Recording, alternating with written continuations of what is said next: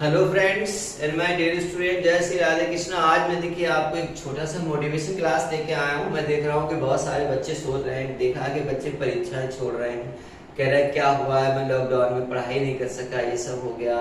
क्योंकि माइंड ही उस तरीके से सेटअप नहीं था। लोगों को लगता है ऐसे लॉकडाउन लग जाए, पढ़ाई करेंगे बेकार हो जाएगी, फिर ऐसे पास हो जाएंगे। तो आज मैं एक ऐसे छोटे बच्चे की कहानी आपके सामने रखता हूँ जिसने एक शब्द बोला था, nothing impossible in this world.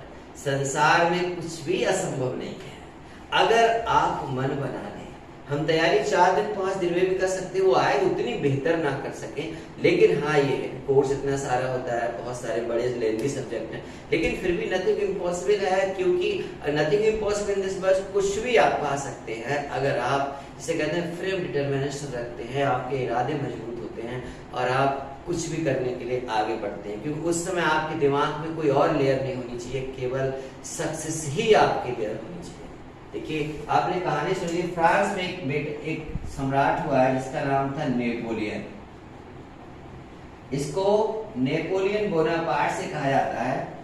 आप ये समझ सकते हैं कि इसने 70 युद्ध लड़े थे, 70 में से एक भी नहीं हारा था, और जब हारा था तो वाटरलू के युद्ध में हारा था। रूस में एक जगह पड़ती है वाटरलू, जहां इसकी हार हुई थी, लेकिन कारण उसके पीछे क्या था। हमने कहा ना कि प्रत्येक व्यक्ति अपने जीवन में कोई न कोई कमजोरी रखता है। वो कमजोरी व्यक्ति को क्या करती है, डिफीट कराती है, हार कराती है, मायूसियत देती है और सफलता फेलियर की तरफ ले जाती है। अब देखिए क्या 70 बार भारत में भी एक नेपोलियन हुआ, ये जीएस का क्वेश्चन हो सकता है। भारत में एक नेपोलियन हुआ जिसका नाम था समुद्रगुप्त, जो कभी नहीं हारा था। इतने सारे मिलकर उसने युद्ध लड़े। बीए स्मिथ ने उसे कहा था कि ये क्या है, भारत का नेपोलियन है। समुद्रगुप्त को भारत, लेकिन हमारा नेपोलियन नहीं हारा, यूरोप का नेपोलियन हार गया, लेकिन पहचान इसी नेपोलियन से की जाती है। बचपन में क्या हुआ, जब एक तस्वीर बना रहा था, ये बैठा हुआ, तो हर जगह इस तरीके से अपना घोड़ा जो था, मुझे घोड़ा तो बनाना नहीं आता है, लेकिन एक घोड़ा अपना इस तरीके से पूरे देश में दौड़ाता हुआ चला जा रहा था। और एक छोटा सा द्वीप था, इसका नाम था सेंट हेलेना।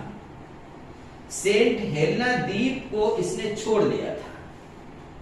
जब ये उस हर जगह दौड़ता हुआ, उसका घोड़ा सभी के युद्ध में जीतता हुआ आगे बढ़ रहा था, तो इसकी माँ इसी दौरान क्या हुई, चाय लेकर आ गई। माँ ने कहा, बेटे चाय लो, ये तुम कर क्या रहे हो। उसने कहा कि मुझे माँ बड़े हो गए, सारे कंट्री जीतने हैं, इनको सारे कंट्रियों को, लेकिन तुमने ये क्या किया, तुमने छोटा सा द्वीप को छोड़ दिया।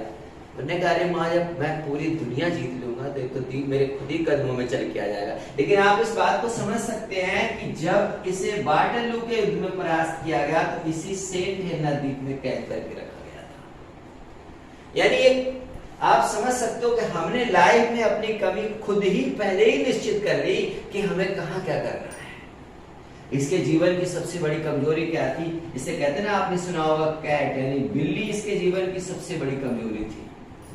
कहोगे बिल्ली कैसे कमजोरी थी? बिल्ली ये थी, जब बचपन में सो रहा था तो बिल्ली इसके ऊपर से कूदी, उसने सीने में इसके पंजा बांध दिया था, और उस बिल्ली से इतना डर गया था कि जब भी बिल्ली सामने आती थी तो ये टेरिफाइड हो जाता था, इतना डर हो जाता था, कांप जाता था। चर्चिल ने क्या काम किया, उस समय इंग्लैंड का जो प्रधानमंत्री चर्चिल था, उसने कहा जाता है कि वहां की सारी बिल्लियां पकड़वा ली, और जब ये युद्ध कर रहा था वाटरलू में, तो इसके सामने जाकर के उस सारी बिल्लियों को छोड़ दिया।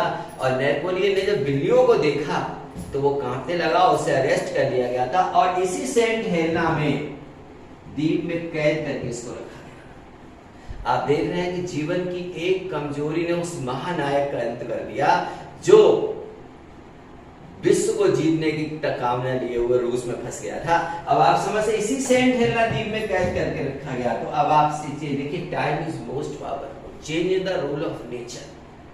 प्रकृति का बदलाव का ये देख समझ सकते हैं, प्रकृति बदलती रहती है, कभी कोई पैसे वाला होता गरीब हो जाता, गरीब अमीर हो जाता। जब ये चल रहा था तो ये अपने डॉक्टर के साथ, आप मानेंगे, अपने डॉक्टर के साथ जब टहल रहा था तो घसियारिन घास लेकर आ रही थी। तो रास्ते में डॉक्टर ने आवाज देकर कि तुम्हें दिखाई नहीं दे रहा नेपोलियन बोनापार्ट आ रहे हैं। तो घसियारिन ने कहा, होगा कोई नेपोलियन बोनापार्ट, मैं क्या जानती। आप समझ सकते हो। तो नेपोलियन बोनापार्ट की आंखों में आंसू आ गए। वो कहने लगा कि डॉक्टर, जब हम पहाड़ों से कहते थे रास्ता छोड़ दो, तो पहाड़ भी रास्ता छोड़ दिया करते थे, आज ये मामूली घसियारिन रास्ता नहीं छोड़ रही, और उससे अटैक पड़ गया। तो आप समझ सकते हैं कि हम सब अपने जीवन में कोई ना कोई कमी पाले रहते हैं। अगर हम उस जीवन की कमी को दूर कर लें तो कभी भी हमें हार का सामना न करना पड़े। तो change the rule of nature, बिल्कुल डिसमोटिवेट मत, मोटिवेट हमेशा रहिएगा, तैयारी अच्छी से करते रहिएगा, आगे बढ़ते रहिएगा, कुछ भी। और इसी का कहा हुआ संभव है कि नथिंग इम्पॉसिबल, यानी असंभव शब्द मेरी डायरी में नहीं है, इसी बंदे के द्वारा कहा गया था। तो याद रखें, बहुत सारी चीजें आपने इससे देखी होंगी, एक ऐसे महानायक का अंत हुआ और इसे सिर्फ एक कमी की वजह से। तो हम सब अपने जीवन में कमियों को अगर रिमूव कर लें तो कभी हार कम को देखना ना पड़े। That's all today. शायद इस कहानी से आप अच्छी तैयारी करेंगे और सीखेंगे और अपनी कमियों को दूर करेंगे। That's all.